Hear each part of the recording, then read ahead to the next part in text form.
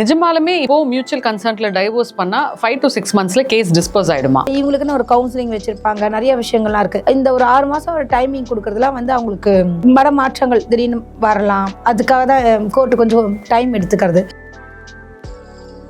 ஒரு சிலர் கேட்பாங்க, எனக்கு வந்து ஒரு 5 lakhs கொடுத்துரு, அதுக்கப்புறம் நான் டிஸ்டர்ப் பண்ண மாட்டேன். லேடிஸ் கேட்டால் சரி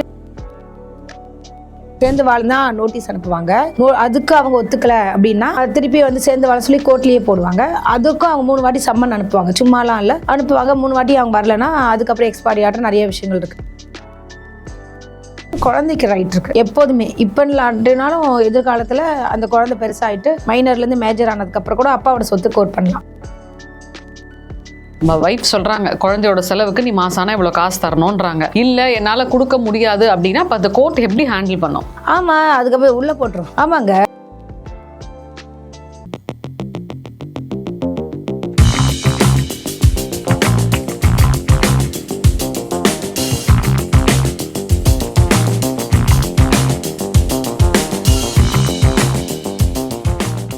யூ தமிழ் நேயர்களுக்கு வணக்கம். இன்னைக்கு நம்ம கூட அட்வொகேட் ஞானரதம் இருக்காங்க. வணக்கம் மேம். வணக்கங்க மேம். பொதுவாக இப்போ டிவோர்ஸ் அப்படின்னு எடுத்துக்கிட்டிங்கனாலே ரொம்ப வருஷம் தான் போகும் அப்படின்றது மக்களோட மைண்ட் செட். அதுதான் உண்மையும் கூட.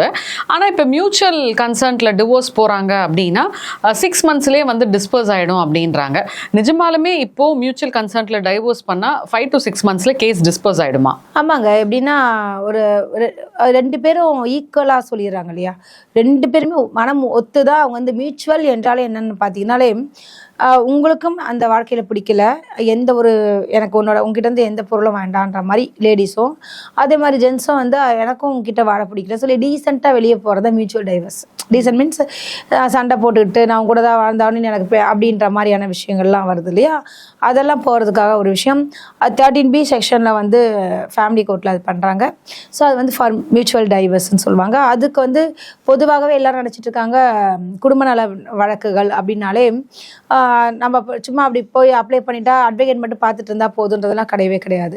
ஆக்சுவலி வந்து அப்ளை பண்ணும்போதும் 2 தரப்பினரும் வரணும் ஃபேமிலி கோர்ட்டில் மட்டும். ஏன்னா நீங்கள் ஒவ்வொரு விஷயமும் பேசும்போதெல்லாம் ஆக்சுவலி இந்த விஷயத்தில் வந்து ஃபேமிலி விஷயம் இல்லையா, குடும்பம் விஷயம்னால இவங்களுக்குன்னு ஒரு கவுன்சிலிங் வச்சுருப்பாங்க, நிறைய விஷயங்கள்லாம் இருக்குது. இந்த ஒரு 6 மாதம் ஒரு டைமிங் கொடுக்குறதுலாம் வந்து அவங்களுக்கு ஒரு மாற்றங்கள் திடீர்னு வரலாம். அதுக்காக தான் கோர்ட்டு கொஞ்சம் டைம் எடுத்துக்கிறது. அது மட்டும் இல்லாமல் வந்து பார்த்திங்கன்னா இந்த விஷயத்தில் வந்து பெண்களும் சரி, அந்த கணவர், அதாவது கணவன் மனைவி 2 பேரும் தான் இதில் ரெஸ்பாண்ட் போது 2 பேர் கையால் தான் அந்த இது நோட்டீஸை கொடுப்பாங்க. அந்த ஃபைலிங் எல்லாமே அது கொடுக்கும்பொழுது அவங்க வந்து கையெழுத்து போடணும். அதாவது நீதிபதி முன்னிலையில் சைன் போட்டு தான் எல்லாமே செய்யணுமே தவிர இது என்னோட அட்வொகேட் வச்சு பண்ணுறாலும் வாய்ப்பு இல்லை. இந்த விஷயம் தெரியாது, நிறைய பேர் தெரியாது இல்லையா, அது சொல்கிறேன். Okay ma'am. இப்போ 5 to 6 monthsல இப்போ மியூச்சுவல் டைவர்ஸ் ஆயிடுது அப்படின்னா கோர்ட் மூலமாக அவங்களுக்கு டிவோர்ஸ் வந்துடுச்சு அப்படின்னாலும் மனசு இந்த சினிமா படத்தில் வர மாதிரி திருப்பி அவங்க எப்போ வேணால் ஒன்று சேரலாமா? அது வந்து காகிதம் தான். பொதுவாக எந்த ஒரு விஷயமாக இருந்தாலும் லீகல்ன்றாங்க, சட்டப்படின்றதுக்காக தான் இதெல்லாம் பண்ணுறது. சரி, திடீர்னு அவங்களுக்கு வந்து மனசு மாறி 2 பேர் திருப்பி ரீஜாயின் ஆகிறதுக்கும் வாய்ப்புகள் இருக்குது. அதுக்கு வந்து நீங்கள் சேர்ந்துட்டீங்கன்னா கோர்ட்லாம் ஒன்றும் சொல்லாதே, திருப்பி நீங்கள் உங்கள் இஷ்டப்படி ரிஜிஸ்டர் மேரேஜ் பண்ணிக்கலாம். அது ஒன்றும் மேட்ரே இல்லை. ஆனால் டிவோர்ஸ்ன்றது எதுக்காக பண்ணுறாங்கன்னா முக்கால்வாசி வந்து நீ என்னை வந்து டிஸ்டர்பன்ஸ் பண்ணாத, ஃபியூச்சரில் நான் இன்னொரு மேரேஜ் பண்ணிக்க போகிறேன்ற மாதிரி விஷயத்துக்கு தான் மெயினாக வந்து இன்னொரு மேரேஜ் பிரியறது. ஆமாம், சட்டப்படியே பிரிஞ்சுட்டாங்கன்னா அதுக்கப்புறம் நீங்கள் கேட்க முடியாது. நீங்கள் எனக்கு இது செய்யணும் கேட்க முடியாது. அதுலேயே வந்து மியூச்சுவல் டைவர்ஸ்லேயே எனக்கு இதெல்லாம் வேணும்னா கேட்டுருவாங்க, எனக்கு மொத்தமாக இதெல்லாம் எனக்கு கொடுத்துருங்க அப்படின்னா ஒரு சிலர் கொடுப்பாங்க. ஒரு சிலர் இல்லை இன் ஃபியூச்சரில் இந்த அமௌண்ட்டோட உங்களுக்கு செட்டில்மெண்ட்டுன்னு வாங்கல. ஒரு சிலர் கேட்பாங்க, எனக்கு வந்து ஒரு 5 lakhs கொடுத்துரு, அதுக்கப்புறம் நான் டிஸ்டர்ப் பண்ண மாட்டேன். லேடிஸ் கேட்டால் சரி உனக்கு பணம் கொடுத்துரு, மியூச்சுவல் டைவர்ஸில் போயிடலாம்னு சொல்லிட்டு எல்லாமே அதில் கோட் பண்ணி கொடுத்துருவாங்க. இதுக்கு மேலே நான் ஒன்றும் செய்ய முடியாது ஃப்யூச்சரில் அப்படின்ற மாதிரி என்னோடய சொத்துக்கள் எல்லாமே அதில் கோட் பண்ணிடுவாங்க. எதற்கும் உனக்கு உரிமை கிடையாதுன்ற மாதிரி போட்டு கிளியர் பண்ணி அனுப்பிச்சிடுவாங்க. ஒன்ஸே முடிச்சிடுவாங்க, அது மியூச்சுவலில் வந்துடும். இல்லை ஒரு சிலர் வந்து என்ன பண்ணுவாங்க, 2 பேருக்குமே பிடிச்சிருந்தாலும் பிடிக்காட்டினாலும் என்ன பண்ணுவாங்க, ஃபஸ்ட்டு சும்மா வெறுப்பேற்றி பார்க்கலாம்னு சொல்லி நோட்டீஸ் அனுப்புவாங்க. ஃபஸ்ட்டு நோட்டீஸ் தான் மெயினாக. எதுக்குன்னா டிவோர்ஸ் வந்து நார்மலாக இப்போ மியூச்சுவல் இல்லைன்னா சொல்ல வரேன் அப்படிங்கும்போது டக்குன்னு ஃபஸ்ட்டு நோட்டீஸ் அனுப்புவாங்க. நோட்டீஸ் அனுப்பும்போது என்ன ஆகும்னா ஒரு 30 days டைம் தருவாங்க. அந்த டைமுக்குள்ளே ரிப்ளை பண்ணி ஆகணும். இல்லைன்னா அவங்க சொன்ன விஷயமே அது அப்படியே ஏற்றதுன்ற மாதிரி அக்செப்ட் பண்ணிப்பாங்கன்ற மாதிரி ஆகிடும். இப்போ நீங்கள் வந்து இது மாதிரி பண்ணிட்டா அது மாதிரி பண்ணிட்டா உங்க மேலே சொல்லும்போது அவங்க உடனே ரிப்ளை பண்ணணும். ரிப்ளை பண்ணாமல் விட்டுட்டாங்கன்னா அடுத்த ஸ்டெப் வந்து என்னென்னா கோர்ட்டில் ஃபைலிங் விஷயம், இந்த நோட்டீஸ் பேஸ் பண்ணி பண்ணிவிடுவாங்க. அப்போ நோட்டீஸ் பேஸ் பண்ணி பண்ணும்பொழுது அந்த அம்மாவுக்கு இப்போ ஒரு ஜென்ஸ் வந்து டைவர்ஸ் அப்ளை பண்ணுறாருன்னு வச்சிங்களேன், கான்ஜுகல் ரைட்ஸ்னுவாங்க. கான்ஜுகல் ரைட்ஸ்ன்றது ரெஸ்டியூஷன். அது என்னென்னா கணவன் மனைவி வந்து மீண்டும் இணைவதற்காக என் மனைவி என்னை கூப்பிட்றேன் வான்னு சொல்லுவாங்க ஒரு சிலர் ஃபஸ்ட்டு. டைவர்ஸ் கேட்குறத ஒரு சிலர் அப்புறம் தான் கேட்பாங்க. அப்போ வந்து அந்த பொண்ணு இல்லை நான் வாழ முடியாதுன்னு சொல்லி அவங்க உள்ளே வருவாங்க, கவுண்டர் ஃபைல் பண்ணுவாங்க. ஸோ இது மாதிரி நடந்துகிட்டே இருக்கும்போது அதுக்கப்புறம் ஒரு ஒன் ஆஃப் த அது ஒரு டைம் பீரியடில் என்ன ஆகும், இல்லை நம்ம கோர்ட்டுக்கு வந்து அழைச்சிடாது, இது லேடிஸும் யோசிக்கலாம் ஜென்ஸும் யோசிக்கலாம், நம்ம ரெண்டு பேரும் சேர்ந்தே வாழ்ந்துடலான்னு கூட போவாங்க. ஏன்னா இந்த அம்மா இவர் வந்து சேர்ந்து வாழ்ன்னு கூப்பிட்டு ஃபஸ்ட்டு யாருமே டைவர்ஸே அப்ளை பண்ண மாட்டாங்க ஜென்ஸ், அதை சொல்ல மறந்துட்டேன். மெயினாக வந்து டிவோர்ஸ்க்கு நீ வா அப்படின்வாங்க, சேர்ந்து வாழ்னா நோட்டீஸ் அனுப்புவாங்க. அதுக்கு அவங்க ஒத்துக்கலை அப்படின்னா திருப்பி வந்து சேர்ந்து வாழ சொல்லி கோர்ட்லேயே போடுவாங்க. அதுக்கும் அவங்க 3 வாட்டி சம்மன் அனுப்புவாங்க, சும்மாலாம் இல்லை அனுப்புவாங்க. 3 வாட்டி அவங்க வரலன்னா அதுக்கப்புறம் எக்ஸ்பைரி ஆகிற நிறைய விஷயங்கள் இருக்குது. ஸோ அதுக்கப்புறம் அவங்க வருவாங்க, வந்து அவங்க ஃபைலிங் பண்ணி என்னன்னு கேட்பாங்க பார்த்தீங்கன்னா, நான் அவர் கூட வந்து வாழ முடியாது, என்னை இவ்வளோ டார்ச்சர் பண்ணுறாரு, பிரச்சனை பண்ணுறாரு, எனக்கு நான் அவர் கூட இருந்தேன்னா எனக்கு உயிருக்கு பயம் அப்படி இப்படின்னு அவங்க கவுண்டர் ஃபைல் கொடுப்பாங்க. ஆனால் டிவோர்ஸ் கேட்காமலே இப்படி தான் பண்ணுவாங்க. அப்புறம் இதே பிரச்சனை நடந்துட்டு இருக்கும்போது 2-3 வருஷம் ஆகும்போதோ அல்லது அவங்களுக்கே டயர்ட் ஆகிடும் இல்லையா, அதுக்கப்புறம் அந்த லேடியே என்ன பண்ணுவாங்க, எனக்கு ஏதாவது காம்பன்சேட் பண்ணிட்டு செட்டில்மெண்ட் பண்ணி நான் கொடுத்துட சொல்லுங்கள், நான் டிவோர்ஸ் வாங்கிக்கிறேன் அப்படின்வாங்க. அதே மாதிரி இந்த ஜென்ஸ் என்ன பண்ணுவாங்க, உண்மையாகவே அங்கே வந்து கவுன்சிலிங்லாம் இருக்கும் பொதுவாக கோர்ட்டில். அங்கே கவுன்சிலிங்க்கே ஆளுங்க இருக்காங்க. ஸோ அவங்க அந்த சைக்காலஜிஸ்ட் படித்தவங்களாம் வந்து பேசி பார்ப்பாங்க ரெண்டு பேர்ட்டையும், இரு தரப்புலையும். நிறைய வாய்தாக தான் இருக்கும். ஃபஸ்ட்டு உங்களுக்கு மெம்பர் ஆகணும், ஃபைலிங் நம்பர் ஆகணும், அதுக்கப்புறம் அதுக்கு 1 மாதம் ஆகும், இதுக்கு 2 மாதம் ஆகும். இதெல்லாம் கடக்கிறதுக்கு 4-5 வருஷம் 10 வருஷம் கூட அது இழுக்கணும்னு நினச்சா எடுத்துகிட்டே போகலாம்.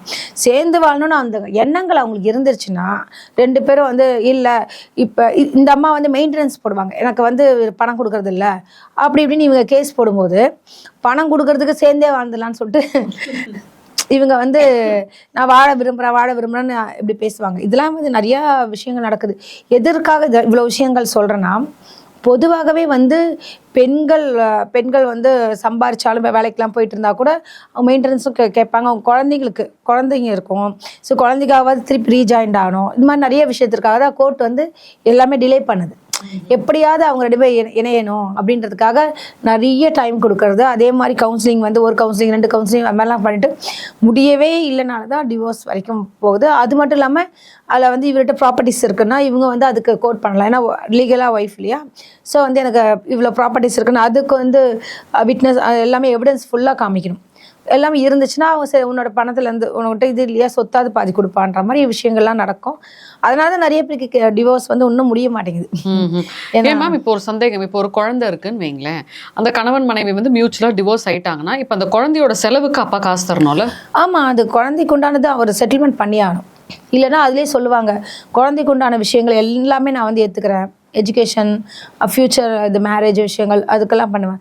இல்லை எனக்கு எதுவும் உங்களோட காசே வேண்டாம் அப்படின்ற லேடிஸும் இருப்பாங்க, ரொம்ப கோபமாக இருக்கிறவங்களாம் இருப்பாங்க. உங்கள் காசில் நான் என் பையனை வளர்க்க மாட்டேன்னு இப்படியும் இருக்காங்க பீப்புள். அப்படி இருக்கவங்க அவங்களுக்கு இவருக்கு ஜாலி தான், அவ்வளோதான், கொடுக்க வேண்டியது அவசியம் இல்லை. அவசியம்னா ஆனால் ரைட் இருக்குது, யாருக்கு, குழந்தைக்கு ரைட் இருக்குது எப்போதுமே. இப்போ இல்லாட்டினாலும் எதிர்காலத்தில் அந்த குழந்தை பெருசாகிட்டு மைனர்லேருந்து மேஜர் ஆனதுக்கப்புறம் கூட அப்பாவோட சொத்து கோட் பண்ணலாம், ஏன்னா அவங்க லீகல் சைல்டு, அதனால் கண்டிப்பாக கேட்கலாம். இன்னொரு விஷயம் மேடம், இப்போ வந்துட்டு ஹஸ்பண்ட் ஒய்ஃப் இருக்காங்க, மியூச்சுவலாக டிவோர்ஸ் ஆகி ஆர்டரே ஆயிடுச்சுன்னு வைங்களேன், ஒய்ஃபோ இல்லை ஹஸ்பண்டோ யாரையும் போயிட்டு டிஸ்டர்ப் பண்ணக்கூடாதுல்ல? நிச்சயமா வீட்டுக்குள்ள போய் அத்துமீறி வந்து மிரட்டுறது, இல்ல பெண் வீட்டாரோ இல்ல ஆண் வீட்டாரோ போயிட்டு ஏன் வந்து டிவோர்ஸ் பண்ணீங்க, ஏன் பிரிஞ்சிருக்கீங்கன்னு யாரையும் வந்து சண்டை போடுறதுக்கு ரைட்ஸ் இல்லை, வாய்ப்பே இல்லை. ஏன்னா மியூச்சுவல்ல நீங்க வெளியே வந்தாச்சு, அதுக்கப்புறம் நீங்க போட்டோன்னா அப்போ கிரிமினல் ஆக்டிவிட்டிஸ் தான். அதுக்கப்புறம் அது வந்து இப்போ ஸ்டேஷன்ல போய் கம்ப்ளைண்ட் கொடுத்து பிரச்சனை பண்ணி யாரு பிரச்சனை பண்ணாங்களோ அவர்களுக்கு தான் அந்த தண்டனைகள்லாம் வரும். இப்போ மியூச்சுவலா பிரியிறாங்க அப்படின்னா ஒரு ஒய்ஃபுக்கு வந்து ஹஸ்பண்ட் என்னென்ன விஷயங்கள் செய்யணும் மேம்? அது வந்து அவங்க 2 பேரும் பேசிக்கிறதா மியூச்சுவல்ல இல்ல டிமாண்ட் பண்றதா? சூப்பராக கேட்டீங்க. என்ன விஷயம்னா அது நல்ல விஷயம். அதுக்கு 2 பேரும் பேசிப்பாங்க. அதாவது எனக்கு இது மாதிரி பேசும்போதே சொல்லுவாங்களே, எனக்கு ஒரு 5 லட்சம் கொடுத்துறேன், நான் டிவோர்ஸ் கொடுத்துறேன், மியூச்சுவல் டைவர்ஸ் கொடுத்துறேன்வாங்க. ஸோ அது அவங்களுக்குள்ள பரஸ்பர விஷயத்தில். ஆனால் அவர் என்ன பண்ணுவார், அந்த மியூச்சுவல் டைவர்ஸில் அழகாக எழுதிடுவாங்க, ஃப்யூச்சரில் என்னோட சொத்துக்கள் அசையும் பொருள் அசையா பொருட்கள் சொத்துக்கள் வந்து எதுலையுமே வந்து அவங்களுக்கு உரிமை கிடையாதுன்றதை எழுதி வாங்கிடுவாங்க. எழுதி வாங்கிட்டு மியூச்சுவல் டைவர்ஸ்க்கு அதுக்கு வந்து பேமெண்ட் ஏதாவது அவங்களுக்குள்ள செட்டில்மெண்ட் பேசியே மனசு ஒத்து வரல. ஒரு சிலர் வந்து உன் காசு எனக்கு வேண்டவே வேண்டாம், நான் மியூச்சுவல் டைவர்ஸ் தரேன்றாங்க. அப்பயும் அதில் போட்டுருவாங்க என்னோட சொத்துக்கள் இன் ஃபியூச்சரில் அவங்க வந்து வாய்ப்பு கிடையாதுன்றது போட்டுட்டு தான் பண்ணுவாங்க. எல்லாமே கிளியர் கட்டாக சமரசமாக பேசி முடிவெடுத்தது தான் அப்படின்னு போட்டுட்டு அதுக்கப்புறம் வந்து அவங்க வந்து சொத்து கேட்க முடியாது. இன்னொரு ஒரு சந்தேகம் மேம், இப்போ இது வந்து மியூச்சுவலில் சொல்கிறீங்க, இப்போ நார்மலாக சண்டை போட்டுக்கிட்டு டைவர்ஸ் ஃபைல் பண்ணுறாங்களே அதெல்லாம் ஏன் மேம் 7-8 வருஷம் ஆனாலும் நிலுவையிலேயே நிற்குது? என்ன காரணம்னு பார்த்தீங்கன்னா யாராவது ஒருத்தவங்க ஒத்து வரணும். யாராவது ஒருத்தவங்க அதான் 2 பேருமே வந்து ஒத்து வந்தால் தான் டிவோர்ஸ் கிடைக்கும். இது ஒரு விஷயம். ஆனால் இப்போ வந்து அஃபேர் இருக்குது அப்படின்னா அதை நிரூபிக்கணும். இவங்க கூட இவங்க இருந்தாங்க, இந்த மாதிரி ரூமில் தங்கிட்டு வந்தாங்க, இந்த மாதிரி நிறைய விஷயங்கள் இருக்கும். ஸோ அந்த விஷயங்கள் இவங்க மாட்டிக்கிட்டாங்கன்னா டிவோர்ஸ் கிடச்சிரும். ஓகே. இப்போ இந்த மாதிரி வந்து நார்மல் சண்டை போட்டு அப்ளை பண்ணுற டைவர்ஸில் வந்து பார்த்தீங்கன்னா இப்போ கணவன் வந்து இவ்வளோ அமௌண்ட் தரணும்னு வந்து இப்போ இருக்குன்னு வைங்களேன், இப்போ நான் தரமாட்டேன் அப்படின்னு சொல்லிட்டு ஒரு பிரச்சனை மேலே பிரச்சனை பண்ணிக்கிட்டே இருந்தாருன்னா அப்போ எப்போ தான் அதுக்கு ஒரு எண்டு கார்டு வரும்? அதாவது என்ன விஷயம்னா டைவர்ஸ் ஆனதுக்கப்புறம் கேட்குறீங்களா எப்படி கேட்குறீங்க? இப்போ டைவர்ஸ்க்கு 2 பேரும் போய் அப்ளை பண்ணுறாங்க மேம். ஒய்ஃப் சொல்கிறாங்க குழந்தையோட செலவுக்கு நீ மாசானா இவ்வளோ காசு தரணுன்றாங்க. இல்லை என்னால் கொடுக்க முடியாது அப்படின்னா இப்போ அந்த கோர்ட் எப்படி ஹேண்டில் பண்ணும்? ஆமாம், அதுக்கப்புறம் உள்ளே போட்டுரும். ஆமாங்க, இப்போ வந்து அவருக்குன்னு ஒரு உன்கிட்ட பைசாவே இல்லை, எனக்கு வேலையே இல்லைன்னா சொல்லுவாங்க, பொய் சொல்லுவாங்க. வேலைக்கு போயிட்டு வந்துட்டு கூட பொய் சொல்லுவாங்க. அப்படிப்பட்டவர்களுக்கும் நம்ம என்ன பண்ணலான்னு பார்த்தீங்கன்னா அவரோட அட்ரஸ் வச்சு 3 வாட்டி சம்மன் அனுப்பிச்சு குழந்தைக்கு உண்டானது மெயின்டெனன்ஸ் கொடுக்கலன்றதுக்கு வச்சு கூட நம்ம அரெஸ்டே பண்ணுற அளவுக்கு இருக்குது. கடைசியாக ஒரு கேள்வி மேம், அதாவது வந்து இப்போ வந்து கணவன் மனைவி சண்டை போட்டு டிவோர்ஸ் அப்ளை பண்ணிடுறாங்கன்னு வைங்களேன். இப்போ வந்து கணவர்மார் வந்து சொல்கிறாங்க இந்த மாதிரி வந்து நான் வந்து இவ்வளோ அமௌண்ட் வந்து மாதம் மாதம் என் ஒய்ஃப்க்கு வந்து ஆலிமோனியாக கொடுக்க முடியாட்டி கூட மாதம் மாதம் வந்து மெயின்டெனன்ஸ்க்கு கொடுக்குறேன்னு சொல்கிறாங்கன்னு வைங்க. அதில் சில பெண்களும் சில தவறுகள் பண்ணுவாங்க. எனக்கு வந்து 50,000 வேணும் 40,000 வேணும்லாம் சொல்லிட்டு இஷ்டத்துக்கு கேட்பாங்க.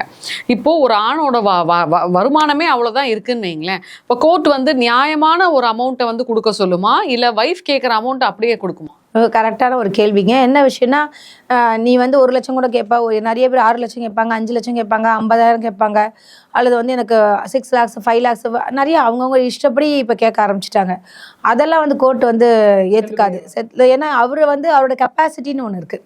இப்போ வருவாய் இருக்கு இல்லையா, கூலி வேலைக்காரனுக்கு எவ்வளோ சம்பளம் வரும்ன்றது அவங்களுக்கு தெரியும். அதே மாதிரி ஒரு ஆக்டருக்கோ அல்லது வந்து ஒரு டேரக்டருக்கோ மாதிரி இருப்பாங்கல்ல, அவங்களுக்கு என்ன வருவாய் வருது, என்ன விஷயங்கள் இருக்குன்றதை பார்த்துட்டு அதில் வந்து ஒரு அமௌண்ட் கொடுக்க சொல்லுவாங்களே தவிர்த்து நீங்கள் கேட்டபடியெலாம் உங்கள் வாய்க்கு வந்தபடியெலாம் கேட்கக்கூடாது. ஒரு விஷயம் நம்ம வந்து என்ன கேட்கணும்னா என்னோட வாழ்வாதாரத்துக்கு அப்படி சொல்லி ஒரு 20,000 ரூபாய் கேட்குறாங்க, வீட்டு வாடகை கட்டணும், அது மாதிரி நியாயமான விஷயம் தானே. ஏன்னா அந்த அம்மா ஹவுஸ் ஒய்ஃபாக இருப்பாங்க, வேலைக்கே போயிருக்க மாட்டாங்க, படிப்பறிவு இருக்காது, அல்லது வந்து ரொம்ப பெருசாக வெளியவே போகாத, உலகம் தெரியாதோ அப்படின்ற கையில் குழந்தை இருக்குன்னா ஆளுக்கு நம்ம வந்து மினிமம் ஒரு 5,000 10,000 அவங்க கொடுத்தா ஆகணுன்ற மாதிரி இந்த மாதிரி அமௌண்ட்டு தான் போகுமே தவிர நீங்கள் நினச்ச மாதிரி லட்சக்கணக்கிலலாம் வராது. ஆனால் ஒன்ஸு ஹஸ்பண்ட் வந்து 1 லட்ச ரூபா 1.25 லட்சம் சம்பளம் வாங்குறாரு கவர்மெண்ட் சர்வெண்ட் அப்படின்னும் போது அதை நிரூபிக்கிறாங்க இல்லையா, அந்த சேல்ரி அதை பேஸ் பண்ணி கொடுத்தாகணும். ஓகே. ஸோ நிறைய விஷயங்கள் டிவோர்ஸ் பற்றி சொன்னீங்க மேம். நன்றி. நன்றி.